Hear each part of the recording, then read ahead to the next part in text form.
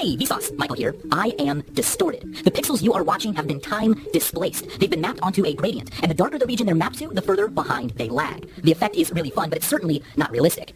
Or is it? Many popular digital cameras suffer from lag-induced distortion like what you just saw, though much more subtle, usually completely unnoticeable. It's called a rolling shutter. Instead of snapping a full exposure at once, they quickly scan strips of each frame. It's usually undetectable, but when the subject changes faster than the camera scans, you get the famous jello-y, wobbly rolling shutter effect. Really fast things like vibrating guitar strings and airplane propellers are famous victims, but people can be too. Luke Mandel submitted this photo to Boing Boing. His camera scans left to right, and in this instance, managed to capture a blink, eyes closed when the scan began, and then open in the reflection scan a fraction of a second later.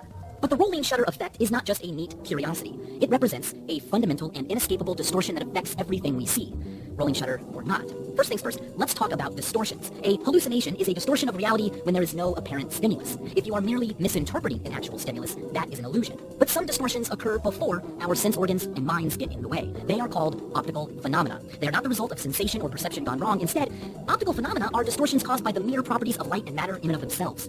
If you look up at the sky and see a giant, vivid drinking gourd, you are hallucinating. But if you see a flat, two-dimensional connect the dots Big Dipper, you are seeing an illusion. It's an illusion because those dots merely appear to be on the same plane, like holes poked in the dark roof of the sky. In reality, those dots are stars, light years apart from one another in 3 dimensions. As Celestia's brilliant free real-time 3D visualization of space shows, from different perspectives besides our own, they look a lot less like a dipper or plow. In fact, all constellations and asterisms are geocentric illusions. From a wider perspective, their outlines point inward, to the single, lowly point in space that gave them their names. But you can't blame us. I mean, Earth is the only perspective any human has ever had. And even Voyager 1, the most distant man-made object, is still not even close to being far enough away for the constellations to look even remotely different than they do here on Earth. It's also not our fault, our eyes and brains' fault, that distant stars weren't included in our early cosmic connect-the-dot game. Sure, our eyesight could be better, but optical phenomena are also to blame. If it weren't for redshifting and the inverse square law and light extinction, distant things could be seen in all their glory. The night sky would look phenomenal. Many structures up there are huge. They're just too dim for their hugeness to be appreciated. When we see Hubble telescope images of distant objects like the Helix Nebula, it's easy to think that without a telescope to zoom in, the object must just be a tiny point in the sky. But in reality, even though the Helix Nebula is 700 light-years away, it's 3 light-years across. If we could make the Helix Nebula less dim, if our eyes could take a really long exposure of it, we would see the Helix Nebula as it really is, nearly 70% the apparent diameter of our moon. This is a serious picture. That is how large the Helix Nebula would appear in the night sky from Earth if it just wasn't so dim. Our moon is tiny in the sky, by the way. It's easy to think of the moon as this huge baseball-sized thing up there in the sky, but that's an illusion. Try this the next time you see the moon. Grab a sheet of notebook paper, and you will notice that the angular diameter of the moon is the same size as a hole punched in a sheet of notebook paper held an arm's length away. Seriously, try it sometime. It shows just how cute and tiny our little moon is.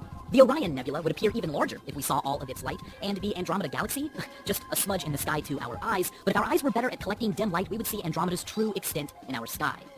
Of course, our night sky doesn't look like that. Distant objects are dimmer. That's a bummer, but light still wins when it comes to speed. Light travels at the fastest speed. In fact, in a vacuum, light travels 300,000 kilometers a second. That's fast. But not really. I mean, not compared to how far apart things are in the universe. Sydney, Australia is 1/14th of a light second away from London. But the Andromeda Galaxy is 2.5 million light years away from London.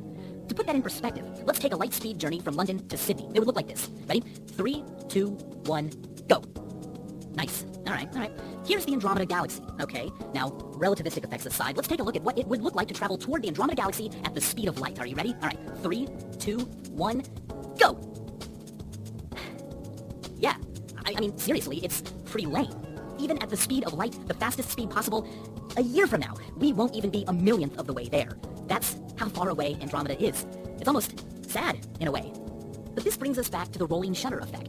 The Andromeda Galaxy is huge, it's more than 100,000 light-years across, and our view of it is tilted, which means that on the plane we view it in, light from the back represents what Andromeda looked like thousands and thousands of years before what light from the front represents. Changes in its appearance reach us sooner from the front than from the back. Andromeda is rotating, spinning at hundreds of kilometers per second in some places. Now, a lag between light coming from near and far points on a spinning object results in a skewed image. The rolling shutter effect on a cosmic scale, applied to, say, a chessboard, seeing the front ahead of the back is pretty trippy and dramatic. So, does that mean we see wobbly, funhouse mirror, rolling shutter effect versions of Andromeda and other distant galaxies? Well, technically, yeah. But the distortion is negligible. It may as well be ignored. Why? Well, the speeds used in these visualizations are not to scale. On average, yes, matter within galaxies orbits the galactic center at hundreds of kilometers per second, but galaxies are so huge, it takes them hundreds of millions of years to complete just one rotation. In other words, the lag between light reaching you from near and far points on a galaxy is nothing compared to how much time it takes matter in the galaxy to travel that same distance. In the case of Andromeda, if you insisted on seeing Andromeda as it really is, that is, corrected for any lag caused by the fact that the speed of light is finite, the most extreme points on the galaxy would only need to be adjusted by about a 10,000th of the width of any image. In this case, less than a pixel. So it's not a big deal. But it's not a nothing deal.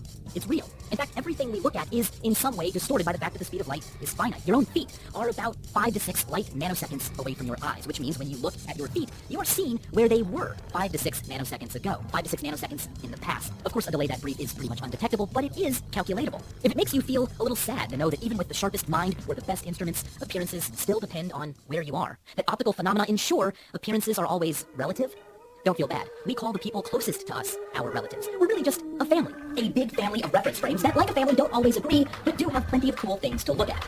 I'd like to thank my editor, Guy, for help with the rolling shutter effect in this video.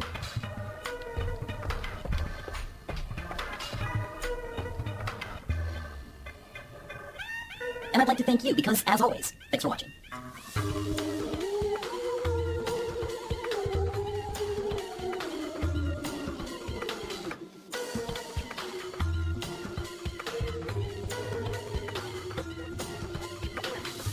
Oh, and here's something cool. I will be at YouTube FanFest with HP in India very, very soon. Check the description for more info if you can make it. I hope to see you there.